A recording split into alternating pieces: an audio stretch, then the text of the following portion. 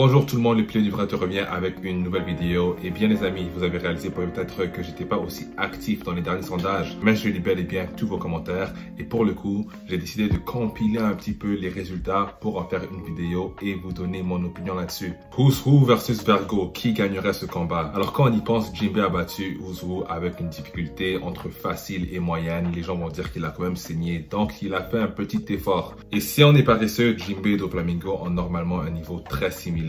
Je dirais que Doflamingo l'emporterait contre Jinbei avec son éveil, mais sans l'éveil, c'est à peu près du même niveau. Mais je n'imagine pas un sous-fifre de Doflamingo, même les plus forts, lui donner un quelconque souci en combat. Et donc, même si on a deux combattants très similaires, Who's Who a aussi la résistance de Zoan Antique, eh bien, je vais lui donner l'avantage. Il a aussi un portrait narratif, quoique un peu plus important. Est-ce que Queen aurait bloqué l'attaque de Mihawk à Marineford? Là, ce que j'ai compris des résultats du sondage, c'est que vu que Joss c'est un YC2 et que Queen c'est un YC2, il devrait être capable de faire la même chose sans prendre en compte la réelle capacité des personnages. Si Joss y arrive, c'est parce que Joss c'est un homme diamant, c'est l'homme avec la meilleure résistance, durabilité de son équipage. Alors que Queen, qui est en forme Zoan, se plaindra des attaques de King. Et on voit à quel point l'attaque que Zoro lui lance après avoir découpé à Apu le stress, c'est sérieusement ce gars-là qui va arrêter une attaque de Mihawk. Parce qu'il est YC2. C'est ça l'argument. Parce que Queen n'a rien montré. Est-ce qu'il est même capable d'induire du HDA dans ses armes? Personne n'est certain. L'équipage de son bête attaque Marineford et ils parviennent à la sauver difficilement. En tout cas, c'est ce que la communauté a décidé en grande majorité. Et bien, mon avis là-dessus, je pense qu'ils subissent le même sort que l'équipage de Barbe Blanche.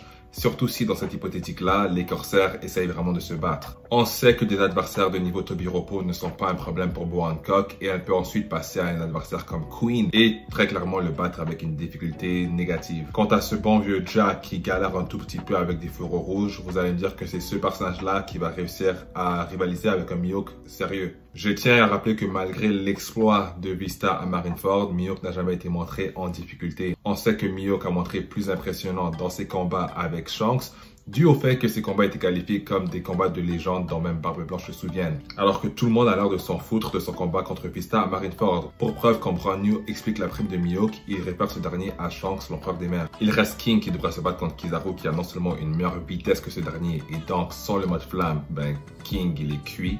Et avec le mode flamme, comment est-ce que tu arrives à toucher un homme lumière qui pourra aussi être aidé si on veut par Aokiji? Pas que ce soit nécessaire, mais je sais que certains vont argumenter. Et si on veut enlever Aokiji, eh bien tu as des personnages comme Ryokugyu et Fujitora qui ont des axes qui pourraient potentiellement causer des dégâts internes. Kid nous explique dans son combat contre Kaido sur le toit que avec assez de pression, on peut éventuellement faire des dégâts avec des personnages qui ont une résistance très solide. Et s'il y a un seul personnage dans le monde de OP qui peut faire ce genre de dégâts, c'est bel et bien Fujitora. Quant à Aramaki, il a des axes similaires à l'eau qui peuvent causer des dégâts internes. Donc King, malgré sa défense lunarienne, n'est pas à l'abri contre ces deux personnages. Et pour finir, on aura Kaido qui devra se coltiner non seulement Garp et Sengoku minimum, mais tu peux rajouter Akainu qui a le fruit du démon offensif le plus puissant de l'histoire.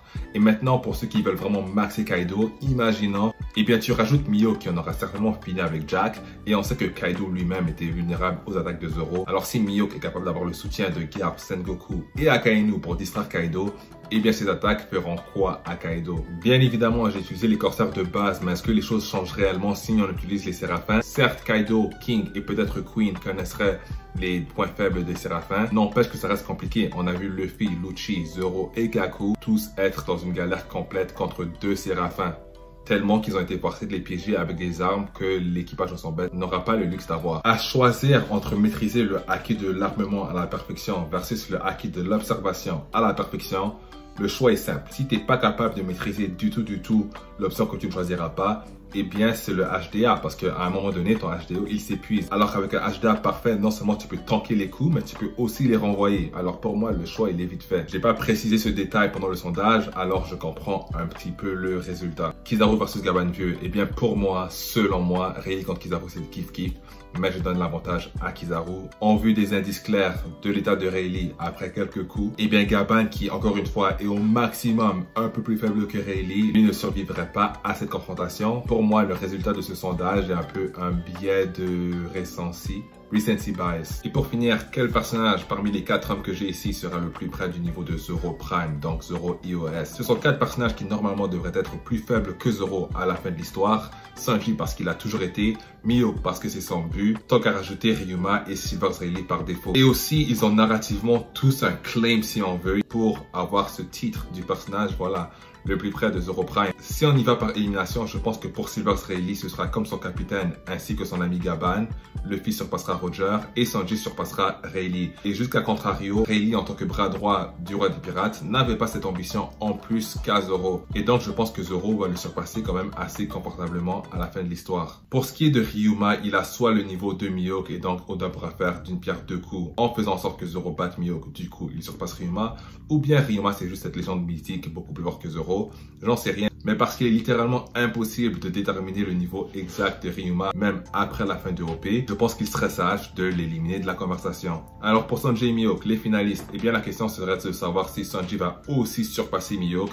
Et selon moi, non. Je vais pas passer par 4 chemins. Je pense que Zoro, s'il dédie toute sa vie entière à cet objectif, un mec qui veut juste trouver une mère légendaire et faire de Luffy le roi des pirates, comme Shaq Mugiwara, je ne pense pas qu'il va aussi surpasser Miyoko par défaut. Là, je vois les commentaires venir, Sanji a toujours été égal avec Zoro, c'est faux. On peut argumenter si vous voulez qu'il a toujours été du même niveau que lui, mais quand on parle de niveau, on parle de tiers. Et dans le dernier chapitre, on nous prouve que Gaban, même en étant l'aile du roi des pirates, était quand même considéré comme le 3e plus puissant de l'équipage. Qu'est-ce que ça représente? Ça veut dire que Sanji et Zoro, même si iOS pourrait être du même niveau, il peut quand même y avoir plein de personnages entre les deux. Je pense que Zoro, personnellement, dans son combat contre Miyoko, ce sera un combat hyper serré. Donc je ne vois pas le personnage nécessairement dépasser Miyoko de très loin. Les gars, n'oubliez pas de laisser un pouce bleu si vous aimez le concept de cette vidéo. Abonne-toi si ce n'est pas déjà fait et je te dis à la prochaine, à la plus.